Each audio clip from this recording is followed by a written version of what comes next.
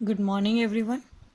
दो टॉपिक्स रहते हैं हमारे सिंथेटिक फाइबर के, आज हम वही डिस्कस करने जा रहे हैं।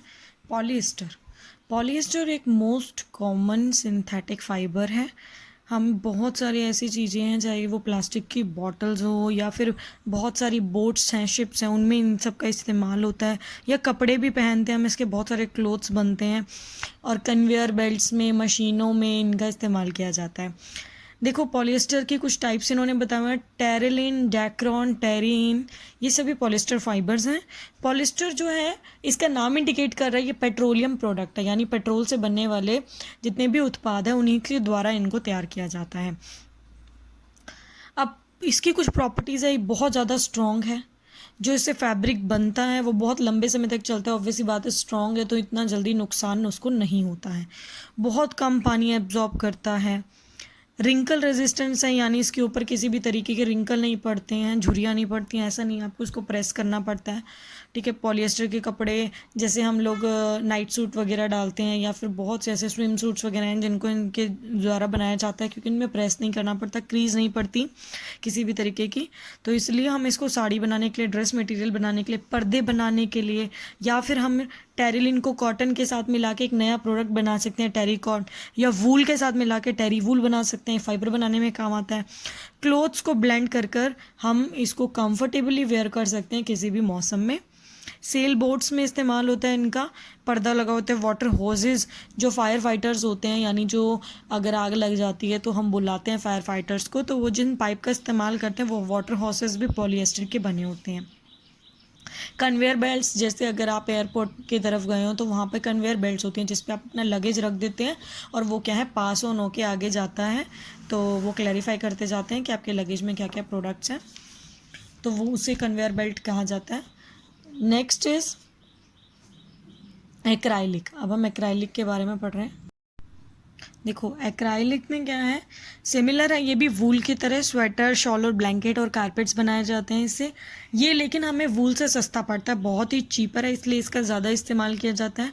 अब हम सिंथेटिक फाइबर के कुछ कैरेक्टरिस्टिक्स पढ़ रहे हैं as compared to natural fibre. क्यों, इसकी क्या कैरेक्टरिस्टिक्स है, क्या फ़ीचर हैं इसके। देखो, कुछ इनकी स्पेशल प्रॉपर्टीज़ हैं, जैसे कि ये बहुत जल्दी से गीला नहीं होता है, इसमें से पानी मतलब जल्दी ड्राई अप हो जाता है क्विकली। सिंथेटिक फाइबर ड्यूरेबल है, लंबे समय तक चलते हैं, इसलिए इनके बनाए हुए जितने भी फाइबर्स हैं वो ज़्यादा लंबे समय तक हमारा साथ देते हैं।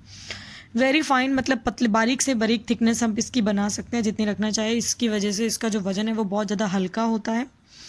सिंथेटिक फाइबर बहुत ज़्यादा स्ट्रॉन्ग होते हैं, इनकी मजबूती, टेंसाइल स्ट्रेंथ बहुत ज़्यादा होती है। एब्रेशन रेजिस्टेंट, स्क्रैच नहीं पड़ते हैं, ख़राब नहीं होते जल्दी से, और आसानी से हम इसको मेंटेन करके रख सकते हैं, इसकी केयर कर सकते हैं। सिंथेटिक फाइबर्स इसलिए हमारे लिए क्या है, बहुत ज़्यादा चीपर है। अब यहाँ पर इन्होंने एक एक्टिविटी बताई है, आप एक्टिविटी के थ्रू करके देख सकते हैं। ये एक्टिविटी में क्या रिप्रेजेंट करना चाहते हैं, इन्होंने 4 कपड़े लिए हैं, कॉटन का, वूल का, पॉलिएस्टर का, नायलॉन का। आप इसमें देखो, कॉटन और वूल आपके नेचुरल हैं, जबकि पॉलिएस्टर और नायलॉन आपका सिंथेटिक है। आप इन चारों की एक पतली पतली स्ट्रिप लो, उनको पानी में डुबो और उसको सुखाने के लिए रख दो।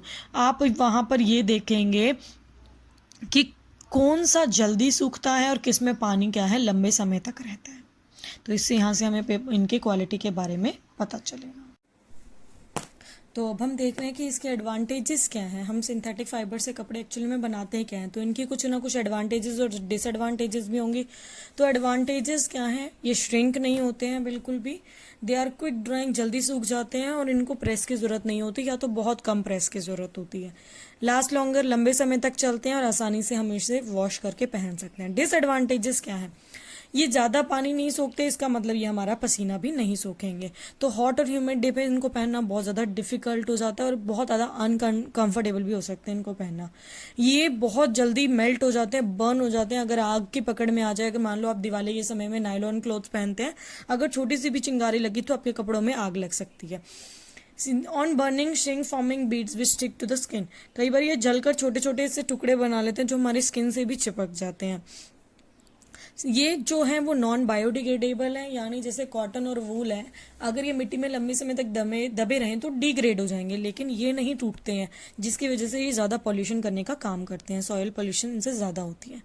अगर बहुत ज़्यादा कोल्ड ड्राई वेदर है तो फैब्रिक ऐसा भी है कि वो स्टैटिक इलेक्ट्रिसिटी यानी स्पार्किंग जैसी, जैसे आप सर्दियों में आपने देखा होगा, आप वुलन कपड़े उतारते हो तो उसमें चिंगारी नज़र आती है, तो वो भी स्टैटिक इलेक्ट्रिसिटी को आप रात के समय देख सकते हैं। ये जो है हमारी कई बार क्या होता है, कुछ बच्चों की या कुछ लोगों की स्किन ऐसी होती है, बहुत सेंसिटिव होती है, तो वो कहीं ना कहीं परेशानी का कारण बन सकती है। तो इन्हीं एडवांटेजेस की वजह से हम सिंथेटिक कपड़ों में हमेशा नेचुरल फैब्रिक की थोड़ी सी मात्रा ऐड करते हैं, ब्लेंड करते हैं, जैसे टेरिकॉट बनाने में, टेरीवुल बनाने में, ताकि ये स्किन पे नुकसान ना करे।